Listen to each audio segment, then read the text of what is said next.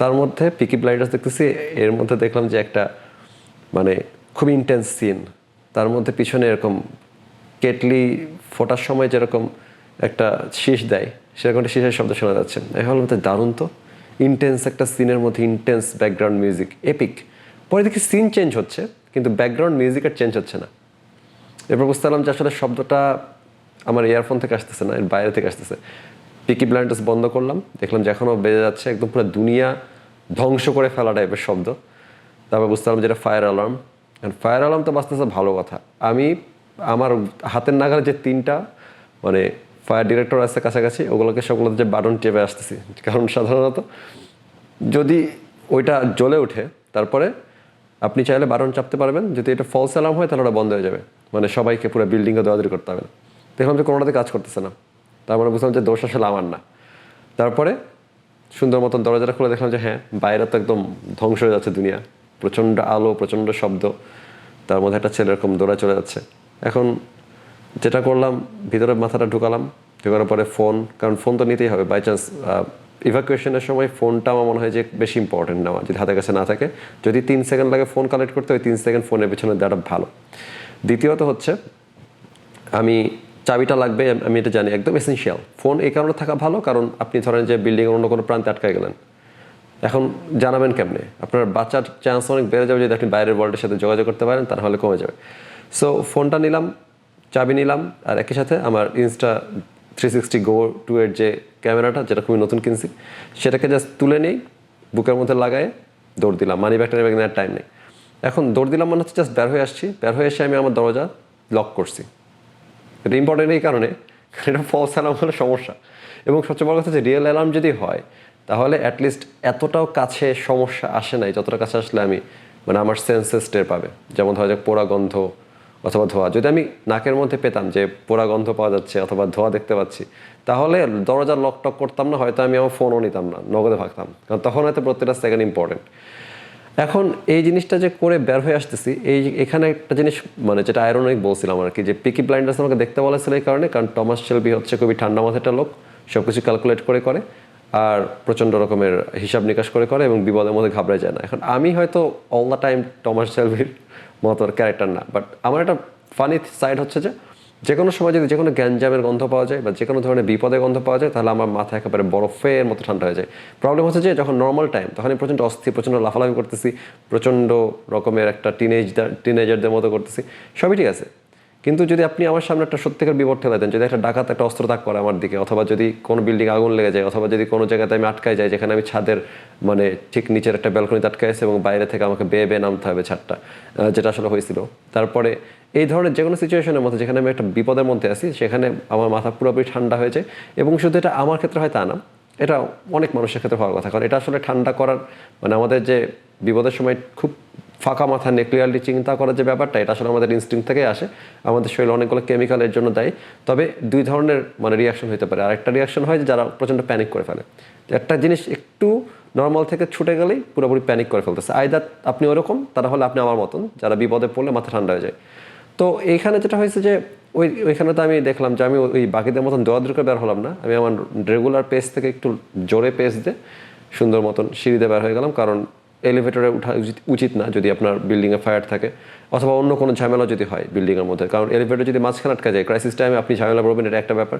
দ্বিতীয় ব্যাপার হচ্ছে যে মানে ফায়ার থাকা অবস্থায় ইলেকট্রিসিটি বা যে কোনো ক্রাইসিসের সময় ইলেকট্রিসিটি চলে গেলে আপনি লিফটে বন্দী হয়ে থাকবেন, না পাবেন বের হইতে। এবং যদি এমন হয় যে পুরো বিল্ডিং আগুন ধরে যাচ্ছে বা ইভ্যাকুয়েট করতে খুবই জরুরি, আপনি লিফটে আটকে থাকলে খুব সমস্যা, কারেন্ট যাওয়ার কারণে হোক অন্য যে কোনো কারণেই হোক। সো ওখান থেকে বের হয়ে গেলাম আর কি। এখন ঘটনা হচ্ছে যে এখানে পয়েন্ট এটা না যে পিকি ব্লাইন্ডার্স দেখার ব্যাপারে একটু প্রমোট করা অথবা ফায়ার অ্যালার্ম বা আমাদের বিল্ডিংয়ের মধ্যে যে আগুনটা ধরলো আজকে এটা নিয়ে কথা বলা, বাট আমার মনে হয় যে যেটা আসলে আমাকে হেল্প করে মানে যে কোনো গ্যাঞ্জামের মধ্যে ঠান্ডা থাকার জন্য, সেটা সিক্রেটটা কি। I mean most of the people এটা অলরেডি জানে, কারণ আমার মনে হয় 50% বা তার চাইতে বেশি পিপল আমার মতোই, যারা গ্যাঞ্জামে পড়লে পুরো মাথা ঠান্ডা হয়েছে। কিন্তু আমি এটা বলতেছি তাদের জন্য যারা হচ্ছে অন্যরকম, যারা একটু প্যানিক করে ফেলে আর কি ঝামেলায় পড়লে। সো এখানে ট্রিকটা হচ্ছে এরকম, আমি যেটা করি আর কি, ধরা যাক যে আমার সামনে একটা সিলিন্ডার আগুন লাগতে যাচ্ছে, আমি একদম ইনস্ট্যান্টলি মানে যে কোনো সময় একটা বিপদের গন্ধ পেলে, একটা যদি আমি খারাপ জিনিস দেখি, তাহলে আমি ইনস্ট্যান্টলি সবচেয়ে ওয়ার্স্ট কাইন্ড অফ পসিবিলিটি যেটা আছে ওটাকে আমি পিক করি। সবচেয়ে খারাপ কী হতে পারে, সিলিন্ডারটা ব্লাস্টে উড়ে যাবো, এবং ইনস্ট্যান্টলি এটা যত দ্রুত করতে হবে তত ভালো, মানে সেকেন্ডের ভগ্নাংশের মধ্যে আমি সবচেয়ে খারাপ আউটকামটাকে কল্পনা করি এবং সেটার সাথে আমার মনকে পিস করাই, মানে I am okay with it. সিলিংটা যদি উড়ে যাই, আমি যদি এখানে পিসেস হয়ে যাই, fine, I am okay with ইট। তারপরে আমি পরের অ্যাকশনটা ঠিক করি, আর কিছু না, মানে এতটুকুই, জাস্ট এতটুকু হচ্ছে মানে আমার ক্ষেত্রে শান্ত থাকার জন্য সিক্রেট। এখন মনে করেন যদি এরকম হয় যে ফায়ার অ্যালার্ম যখন লাগলো, আমি ধরে নিলাম প্রথমে আমার মাথা যেটা আসলো, এখানে হচ্ছে আমি প্রচণ্ড ধোয়া আটকা পড়ে যাবো, মারা যাবো, মানে দেখতে তো পাচ্ছি না কিছু। ফায়ার অ্যালার্ম যখন প্রথম বাজে তখন আপনি কিছু দেখতে পাবেন না, এটা স্বাভাবিক। সেটা কতটা, আজকে যদি এটা বড়সড় আগুন ধরতো সেটা আমরা 30 সেকেন্ড 1 মিনিটের মধ্যে বুঝে ফেলতাম হয়তো, কিন্তু ইনস্ট্যান্টলি তো আমি জানি না সেটা আজকে যে বড় আগুন ধরে না, এটা তো আমি জানি না। কিন্তু আমি যখন প্রথমে ফায়ার অ্যালার্ম শুনছি তখন আমি চিন্তা করছি যে বিশাল একটা আগুন ধরবে, আমি মারা যাবো, ডান, ফাইন। তারপর আমি মেন্টালি পিস করলাম ওটার সাথে, মরলে মরছি। এরপরে সব কিছু সোজা হয়ে যায়। তখন আপনি শান্ত ভঙ্গিতে মানে বের হইতে পারবেন, দৌড়াদৌড়ি করবেন না, কারণ আপনি তো জানেন যে ওস্ট আউটকাম কী হইতে পারে। কিন্তু এখানে সুবিধা, এখানে ট্রিকটা হচ্ছে যে আপনি যদি ধরে নেন যে হচ্ছে একটা লঞ্চে আগুন ধরে গেছে, সিলিন্ডারটা যখন সে বাস্ট হয়ে যাবে, সামনে একটা বাচ্চা বসে আছে, আপনাকে তাকে উদ্ধার করতে হবে। আপনি ধরে নিয়েছেন যে আপনি ডেড, তারপর আপনি বাচ্চাটাকে উদ্ধার করতে যাচ্ছেন, কারণ আপনি জানেন যে এটা করতে পারলে আপনার একটা লাইফ সেভ করার সম্ভাবনা আছে। সুতরাং আপনাকে একটা চয়েস করতে হচ্ছে।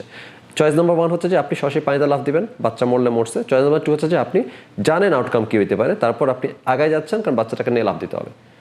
এটা হচ্ছে আপনি চুজ করতেছেন, এখানে কোনো ধরনের ব্রেভারি আছে বলে আমার মনে হয় না। প্রথমে যখন আপনি অ্যাকসেপ্ট করেছেন ফেটটা কি, তারপর আপনার জাস্ট চয়েস মেক করতে হবে। আইদার আপনি অন্য কাউকে হেল্প করতে পারেন, অথবা আপনি নিজেকে বাঁচাতে পারেন। আইদার আপনি খুবই ফাস্ট বিল্ডিং থেকে বের হওয়ার জন্য কী কী রাস্তা আছে মনে করতে পারেন, অথবা আপনি অন্য একজন দেখছেন যে দৌড়াদৌড়ি করছে, তাকে শান্ত করার চেষ্টা করতে পারেন। সো ব্যাপার হচ্ছে যে এরকম একটা সুবিধা হচ্ছে যে প্রথমে যদি আউটকামটা আসার পরে আপনি নিজেকে সবচেয়ে ওয়ার্স্ট কাইন্ড অফ পসিবিলিটির সাথে ফিক্স করে ফেলেন, তখন মাথা একদম ঠান্ডা হয়ে যায়, কারণ আপনি জানেন যে খারাপ কী হতে পারে। এখানে আমার যেটা হেল্প করে সেটা হচ্ছে যে খুবই শান্তভাবে ডিসিশনগুলো নেওয়া যায়। আমি মানে সম্ভাবনাগুলো খতায় দেখতে পারি যে ওকে, বাম দিক দিয়ে গেলে এটা হবে, ডান দিক দিয়ে গেলে এটা হবে। যদি বাম দিক দিয়ে যেতে যেতে দেখে যে লোকজন ওদিক থেকে আসতেছে, তার মানে ওদিকে ঝামেলা, আমি বাম দিক দিয়ে বেরোয় যাবো, ওর সামথিং লাইক দ্যাট। মানে আপনি একটা প্ল্যান করতে পারতেছেন। আর আপনি যদি ওই জিনিসটা যত তাড়াতাড়ি আপনি মানে ধাতস্থ হতে পারছেন, তত তাড়াতাড়ি প্ল্যান করতে পারতেছেন। তা না হলে আপনি যদি দেখেন যে আগুনটা লাগছে, তারপর আপনি ভাবলেন যে এখন আমার কি হবে, এখন আপনি মারা যাবেন, এটার সাথে আপনাকে পিস করতে হবে। যত দেরি করবেন পিস করতে, তত আপনি ভুল করতে থাকবেন, কারণ আপনার মনে মরার ভয় আছে, আপনি মরতে চান না। এখন মরতে না চাইলে তো হবে না। যে কোনো সময় কিছু একটা হলে আপনাকে মারা যাওয়ার জন্য করতে হবে। এখন কি হবে, এটা করলে এটা হবে না, ওটা করলে ওটা হবে, এরকম চিন্তা করতে গেলে আপনি মানে ব্লাডি জাজমেন্টে কাজ করবেন আর কি। সেটা হচ্ছে আমার মেথড। আরও অনেক মেথড থাকতে পারে, কারণ যেরকমটা বললাম 50% মানুষ যদি আমার মতন বিপদে ঠান্ডা হয়ে যায়, তাহলে তাদের আরও 50টা উপায় আছে বা 100টা উপায় আছে। বাট আমার উপায় হচ্ছে এইটা, যারা প্যানিক করেন তারা ট্রাই করতে পারেন যে প্রথমে ইনএভিটেবল হিসাবে ওয়ার্স্ট আউটকামটাকে ধরে নেওয়ার পরে যা করা। বাট যাই হোক, আজকে মানে জিনিসটা মজার ছিল, কারণ যেহেতু কেউ মারাটারা যায় নাই, তো আলটিমেটলি আমার এক্সপিরিয়েন্সটা মনে হচ্ছে যে ভালো হয়েছে। কারণ এই ধরনের কিছু রিয়েল টাইম মানে রিয়েল লাইফের যেটা আসলে নট এ ড্রিল টাইপের সিচুয়েশন, সেসব জায়গাতে আসলে কিছু ফায়ার অ্যালার্ট পাওয়া উচিত। কারণ আজকে একটা প্রপার ড্রিল হয়েছে আমার। মানে এমনিতে যখন আমাদের অগমেন্টিসে চাকরি করার সময় ফায়ার ড্রিলিংয়ের সময় মাঝে মাঝে এরকম অ্যালার্ম বেজে উঠতে আমাদের বের হয়ে যেতে হইতো। আমরা সবাই জানতাম যেটা আসলে প্রপার ড্রিল, কিন্তু আসলে যেটা ড্রিল না, যেমন এই ভোর 5টার সময় দৌড়াদৌড়ি করা, বাইরে 4 ডিগ্রি সেন্টিগ্রেড তাপমাত্রা আর কি। কেউ আপনার সাথে ড্রিলগিরি করবে না, ফলস অ্যালার্মগিরি করবে না যখন আপনার বাইরে 4 ডিগ্রি সেলসিয়াস তাপমাত্রা, -4 ডিগ্রি সেলসিয়াস তাপমাত্রার ঠান্ডা এবং আপনি ভোর 5টা বাজে আর কি। তো সবাই তাহলে পচা ডিম মারবে অবশ্যই। বাট এটা ভালো লাগছে, কারণ এক ধরনের ট্রেনিং হয়ে গেছে, যেটা খারাপ না। দ্বিতীয়ত হচ্ছে যে এই ধরনের অভিজ্ঞতার মধ্যে মানে মাঝে মাঝে পড়াটা উচিত সবারই, যদিও আমি চাই না যে সত্যিকারের বিপদের সময় পড়া উচিত। ফলস অ্যালার্ম হলে পড়া উচিত, কারণ আমাদের দেশে যেটা সমস্যা যে আগুন নিয়ে না খুব একটা ট্রেনিং তো করানোই হয় না। যেমন আমাদেরকে অগমেনিক্সে ট্রেনিং করেছিল, কারণ অগমেনিক্স ছিল একটা ইউএস কোম্পানি, তারা প্রত্যেকটা রেগুলেশন মেনটেন করতো, ফায়ার অ্যালার্ম করা হোক, চাকরির ছুটির ক্ষেত্রে হোক, অন্যান্য পলিসির ক্ষেত্রে হোক। সো ওইখানে সুবিধাটা ছিল, কিন্তু বাংলাদেশে কয়টা অফিস মানুষকে ফায়ার অ্যালার্মে বাজলে কী করতে হয়, অথবা কোথাও আগুন ধরে গেলে কী করবে, এই ব্যাপারে ট্রেনিং কয়টা দেয়, এবং ট্রেনিং যদি দিয়েও থাকে সেটা কয়বার ড্রিল করে। প্রতি মাসে একবার করে মানে ঘন্টা বাজা দেওয়া উচিত। প্রতি মাসে একবার আপনি দৌড়ায় বেরোবেন, তাহলে আপনি শিখবেন যে কেমনি ফোন টোন ফালায় দৌড়ায় বেরোতে হয়, অথবা ফোন টোন ফালায় দৌড়ানো। আমি পক্ষপাতিত্ব না, বাট কেমনি আপনি রেডি থাকতে হয় সবসময় দৌড়ায় বের হওয়ার জন্য। কারণ আগুনে আসলে গার্মেন্টস তো মাঝে মাঝে পুড়ে, তাতে আমরা দেখি কতজন মরে। এবং আগুন যে এমন কোনো বছর কি গেছে এখন পর্যন্ত যে বছরের মধ্যে পুরা বাংলাদেশের মধ্যে একটা আগুন লাগে নাই এবং তাতে অনেকজন মানুষ মারা যায় নাই। বনানীর আগুন যাক, অথবা অন্যান্য মানে গার্মেন্টসের আগুন হোক, অথবা কোনো শপিং কমপ্লেক্সের আগুন হোক, কখনো কখনো বস্তিতে আগুন লাগে, ওদের তো মানে ট্রেনিং পাওয়ার উপায়ই নাই। সো ব্যাপার হচ্ছে যে এই জিনিসগুলো আছে, এগুলো নিয়ে আসলে কাজ করার মতন জায়গা খুবই কম। এই জন্য আমি চাই যে সবাই কম বেশি এই ধরনের ঝামেলার মধ্যে পড়েন একবার হলো, যাতে রিয়েল লাইফে যখন সত্যিকার ঝামেলা আসবে তখন যাতে আপনি নিজের জীবনটা বাঁচাতে পারেন। কারণ অনেক সময় দেখা যায় যে আসলে হয় না। এবং সবচেয়ে মজার ব্যাপার হচ্ছে যে যদি আপনার পুরা কোম্পানির মধ্যে সবাই যদি ট্রেন্ড না হয় তাহলে কিন্তু লাভ নাই। ধরা যাক আপনার গার্মেন্টসে গেছেন অথবা একটা শপিং কমপ্লেক্সে গেছেন, যেখানে আগুনটা লাগলো, আপনার একার হচ্ছে ফায়ার ট্রেনিং আছে আর কারো নাই, আপনি মরবেন ওখানে।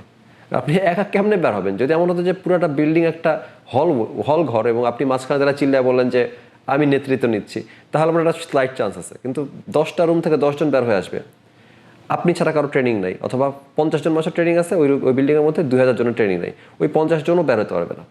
সো এটা খুবই ইম্পর্টেন্ট যে প্রত্যেকের এই ট্রেনিংগুলো থাকা উচিত। এগুলোকে আসলে স্কুলের মধ্যে অ্যাড করা দরকার, যাতে তারা ছোটোবেলা হলেও জেনে থাকে। যদিও লাভ হবে না খুব একটা, রেগুলার মানে ড্রিল না দেখলে বা 2-1টা যদি অ্যাটলিস্ট ইফেক্টিভ ড্রিল না হয় তাহলে আসলে আলটিমেটলি সত্যিকার বিপদের সময় তারা আবার প্যানিক করবে। কারণ এটা আসলে কাইন্ড অফ চর্চার ব্যাপার। আপনি স্কুলে একবার করছেন, তারপরও বেটার যে একদম টোটালি না করার চাইতে স্কুলে করা বেটার। তো আমার মনে হয় যে স্কুলে যদি এটা ঢুকানো যায় তো খুব ভালো হতো, বাট এগুলো তো আসলে আমাদের হাতে নাই। সো এগুলো নিয়ে বলেও লাভ নাই। আপাতত বিদায়, কারণ আসলে আমি ওইখানে একটা স্ন্যাক্স বানাইতে দিয়ে আসছি। মাঝখানটা কী করবো সেটা ভেবে আমি ভাবলাম যে একটা জাতির উদ্দেশ্যে ভাষণ দেওয়া যায়, কারণ অনেকদিন ভাষণ টাষণ তো দেই না। আপাতত সবাইকে বিদায় জানাই, এখান থেকে কেটে পড়ছি। ভালো থাকবেন।